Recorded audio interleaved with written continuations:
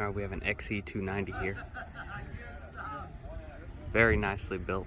The rotor head is polished, and pretty much all the metal pieces that could be polished are polished.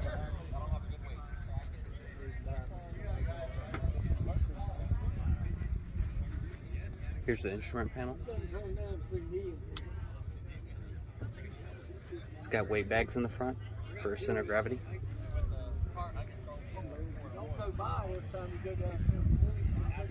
Nice paint job as well. This is a liquid cooled engine.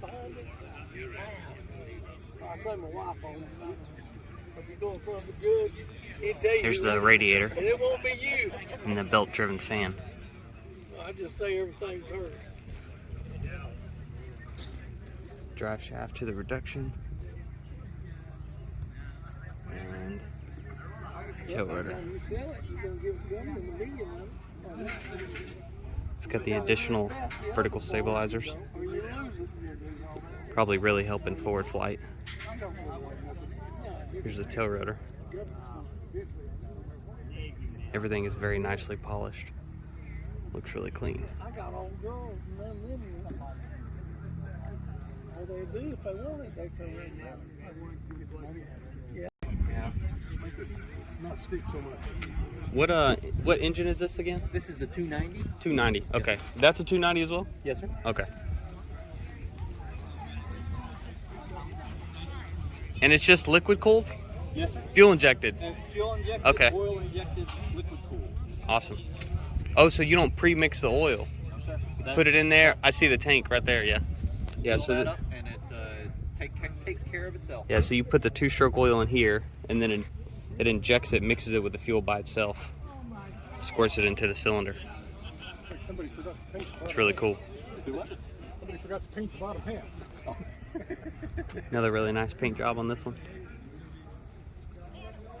Yeah, I was eventually gonna scuff up the this before. You get this over here to the magnet? Yes. I built her.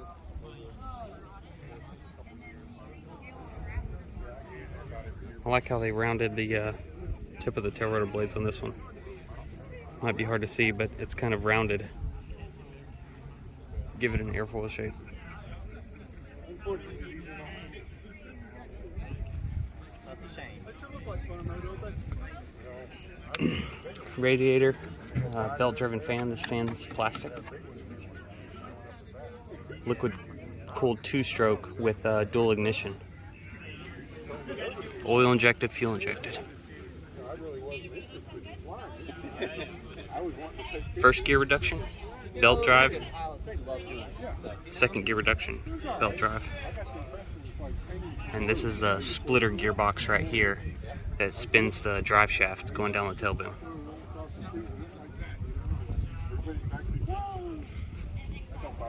I used to take pilot lessons many years ago. Do you have a GPS in here? Or Yes, sir. Yeah, I got the. is that the middle one there? Nope. Oh, just I see in the corner, right? It's gonna take a minute.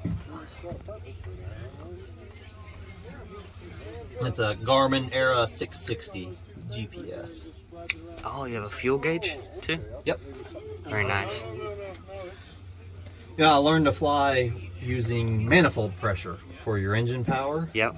And you get into this and there's no power meter. You just pull collective and you go. You keep it on the rotor, make sure you don't pull too much, right? Exactly. Okay. So to kind of make me feel a little better about it, I decided to install a fuel flow sensor on the injectors.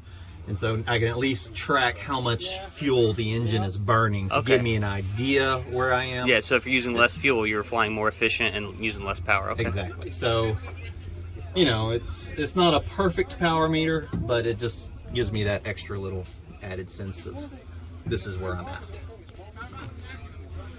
How much fuel can this one carry? 12 gallons. 12 gallons, because it's the experimental, it's not an ultralight, right? Correct. How much flight time can 12 gallons get you about? It depends on if you're hovering or if you're in cruise, but as far as I can tell, once you get going, you're burning about 6 gallons an hour, so it's probably good for about 2 2 hours at max? cruise. Okay. And when you're hovering, I'm burning almost 8 gallons in a hover. Okay. So you're substantially less, but yeah. Wow. What do you have all these switches set up for? All right, so I have here, this is your starter. Okay. This one here is going to be your landing light. Got it. I have transmit on the radio here. This switch toggles my collective friction. Oh, wow. Is that, how does it work? It's an electromagnetic friction light. It's like a magnet. It'll just hold it in that position for you.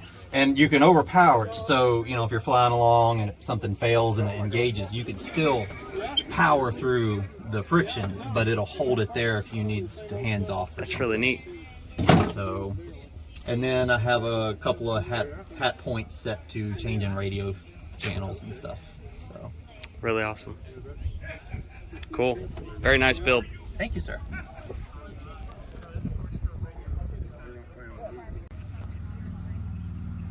This model here is the XEL.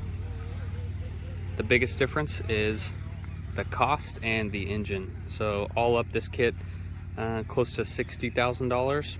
This is a it's dual carburetor, air-cooled engine.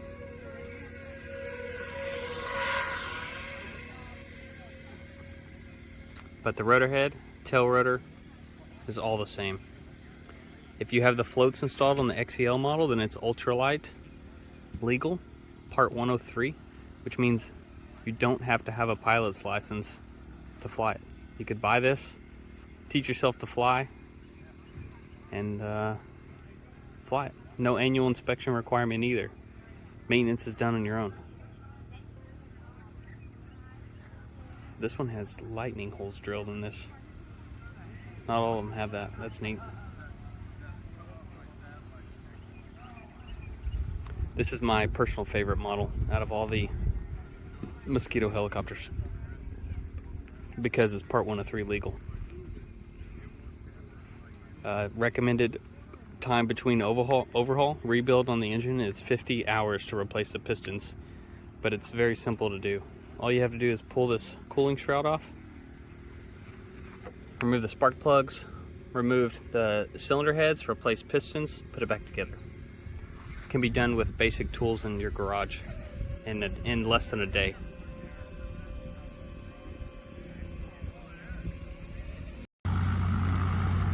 This is the XET model. I talked to the owner. He said to build one of these today, you're looking around $100,000 for the engine and the kit, and then it could just go up from there depending on avionics, and other options, paint, padded seat, etc. But rotor head, tail rotor, all similar to the other models, but you have the turbine engine. A huge advantage to the turbine engine is the TBO is basically just a visual inspection every 500 hours. Take it apart, look at it, put it back together. And he said it's really simple and quick to do. This is the XET.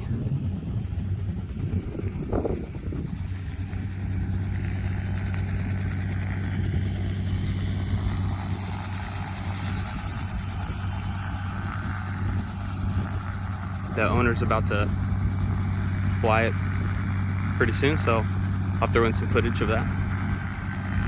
Same tail rotor as the other models. And he also has the rounded tips on the tail rotor blades. Very nice.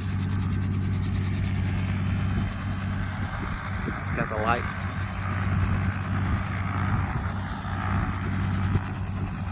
Excited to see it fly. Alright, here we have another XET model. This one looks to have higher hours. Let's see this hour meter right here. 281 hours, looks like. I don't know if that's on the airframe though, or just on the engine since the last rebuild.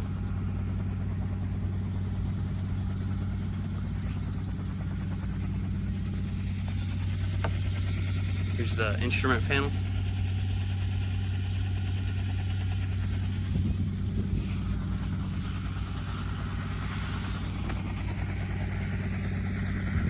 He's got something on the rotor blade up here. Interesting, it's on both sides. I'll have to ask him what that is for.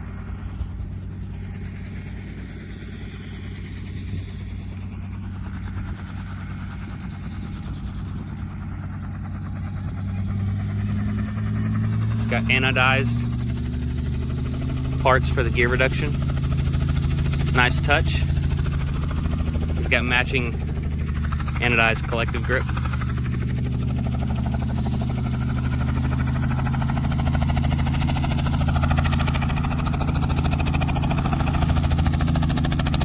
And looks like a standard tail rotor. Alright, here we have another XC290. Once again, liquid cooled, fuel injected, oil injected. This one has the addition of the horizontal stabilizers and vertical stabilizers.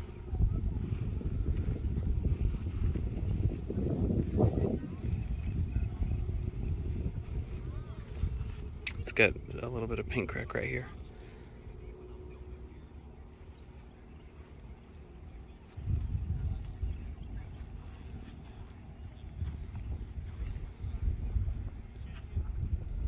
Factory paint job.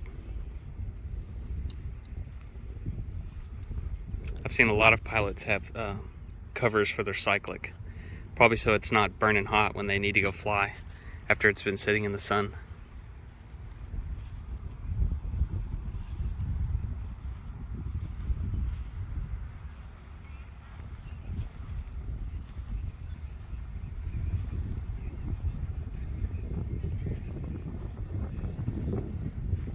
Very nice looking build.